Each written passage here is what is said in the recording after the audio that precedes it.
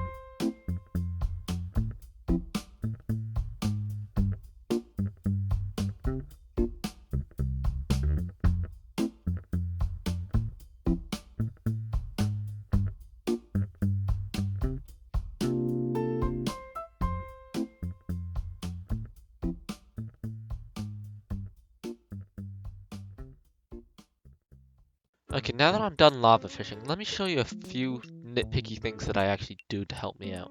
So I actually fish in a very specific spot, which is right under this block right here. Now this could work with anything, but I fish in this area because it's 2 blocks high. So I bonk my head on top of this. But this is important because when you use the Hyperion, you don't actually teleport when you're in a 2 block area. You can keep on using it, but you're not going to teleport forward, which is what I especially like about the spot. Because when you're fishing, you always gotta kill the mobs or it's gonna get stolen from you. You can actually use this to kill mobs, and it's actually not that inconvenient to kill them as well. Which is why I really like this spot.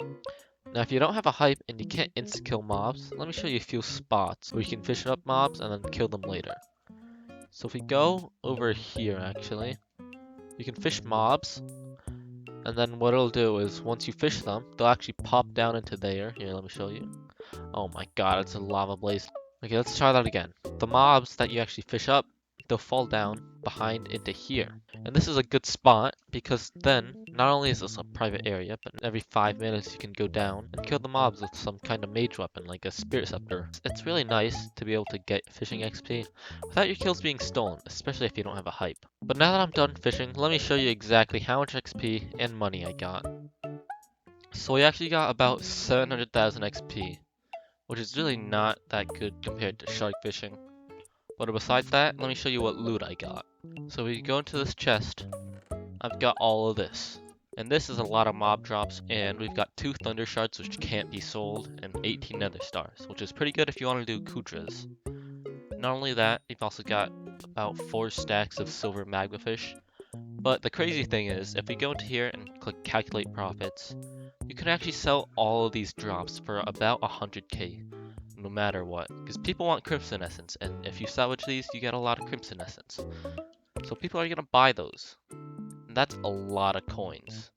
I'm getting 8.4 million coins an hour.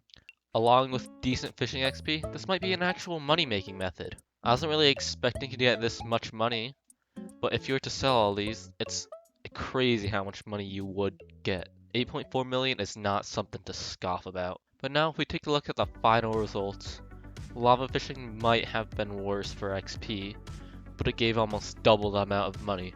And, not to mention, you can always lava fish at any time you wanted. You actually can't shark fish anytime you want. So not only is it a good money making method, but you can do it constantly, which is really nice if you always want to get fishing XP.